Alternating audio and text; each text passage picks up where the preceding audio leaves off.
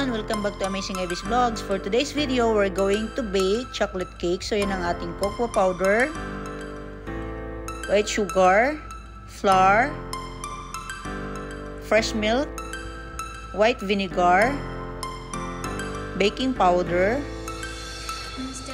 corn flour, baking soda, salt, vanilla essence, 2 eggs, butter, and oil. Let's start baking. So here in my bowl, let's start beating our 2 pieces of eggs.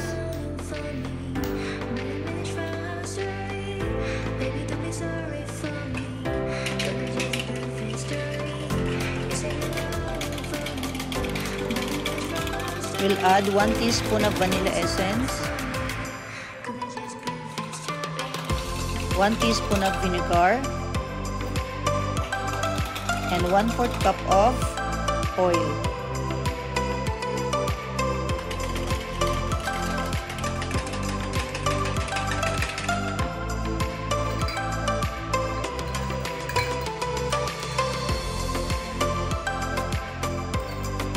Then I'm adding a 1/2 cup of fresh milk.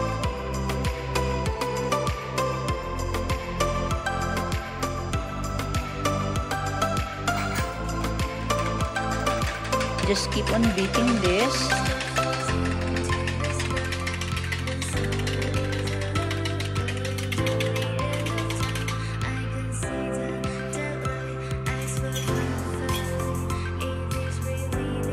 And then we'll set this aside.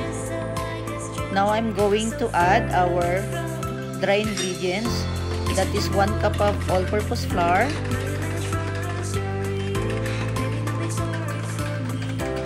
and then I'm gonna add 1 cup of cocoa powder,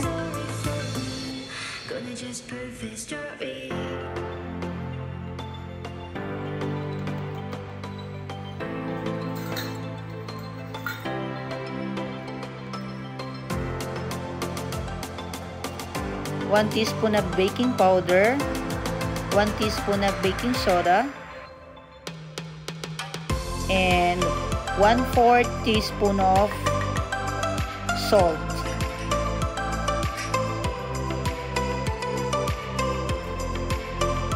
I'm gonna mix it first.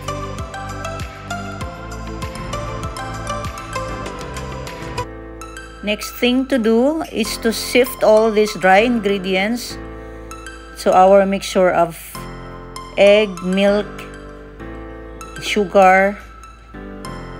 So we have to sift our dry ingredients. And then, imimix lang natin siya ng mabuti hanggang maging smooth na siya.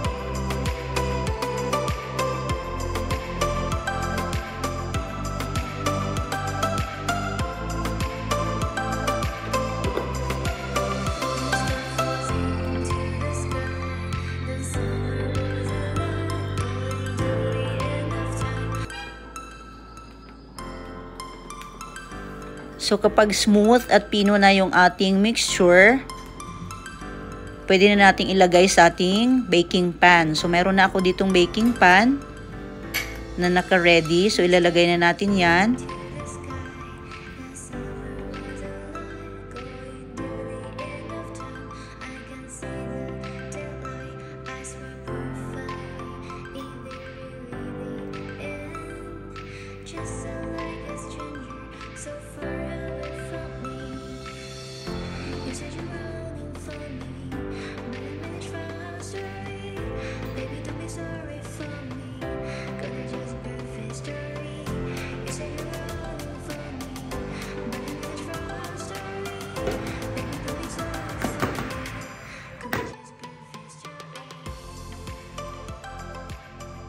So, to the oven, here we go.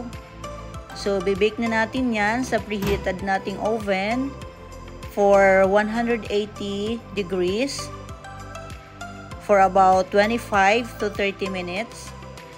So, na-preheat ko na siya ng 200, tapos binabaan ko na siya, ginawa kong 180.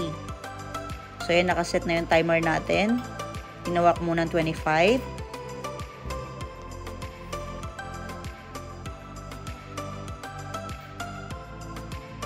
So for our chocolate sauce, I will add 1 cup of fresh milk in our cooking pan,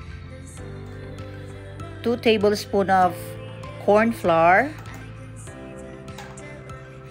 So mix muna natin yung corn flour sa ating milk para hindi siya agad magbuo pag nilagay natin sa ating kalan, kasi need nating lutuin ang ating sauce. So next, 1 teaspoon of salt,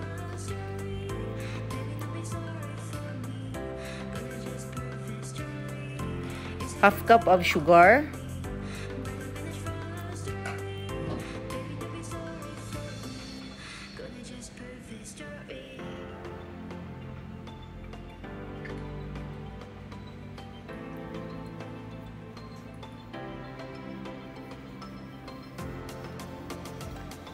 so it's like 1 teaspoon of vanilla essence.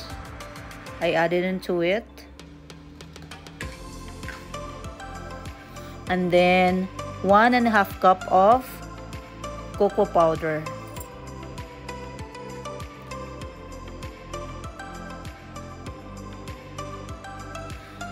So, i-mix muna natin uli siya ng mabuti hanggang ma-incorporate yung ating powder sa ating milk.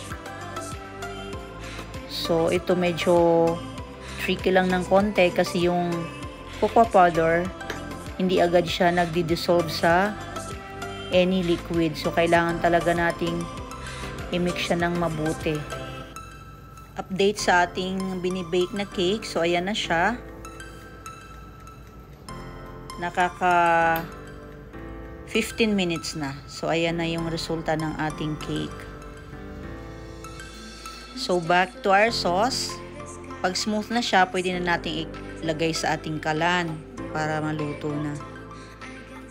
So, tuloy-tuloy lang paghahalo sa ating sauce para hindi tayo magkakaroon ng lumps. Maglalagay na ako ng 1 tablespoon ng butter. So, habang tinutunaw natin yung butter, maluluto naman yung ating sauce. So, since nag-add tayo ng 2 tablespoon ng corn flour, para hindi tayo magkaroon ng lumps sa ating sauce, just keep on stirring it.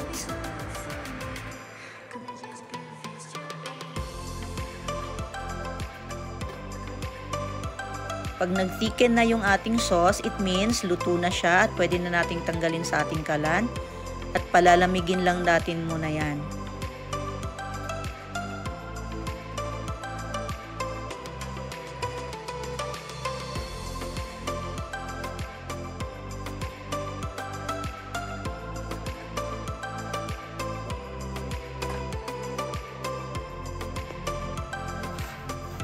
So, ayan, tatanggalin ko na yung ating cake at palalamigin lang natin at least kahit mga 20 to 30 minutes para lumamig naman siya. So, talagang mainit lang.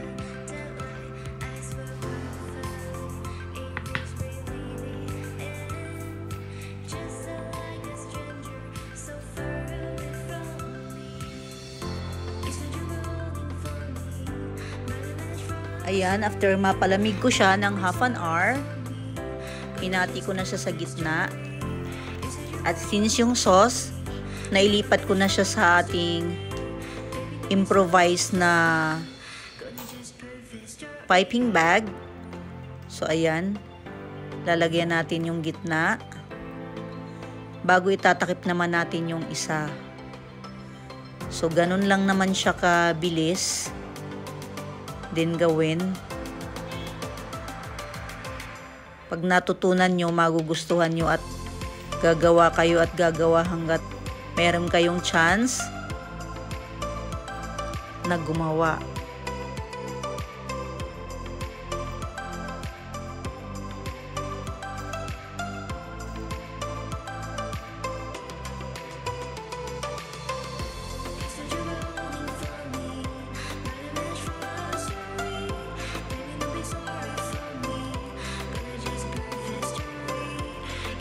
At dahil marami akong sauce, nilagyan ko na rin yung ibabaw at lalagyan ko na rin yung pinaka-side niya.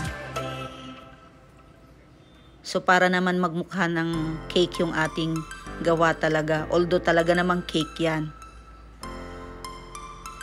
So, dahil wala akong flat na spatula, so ito lang yung aking ginamit.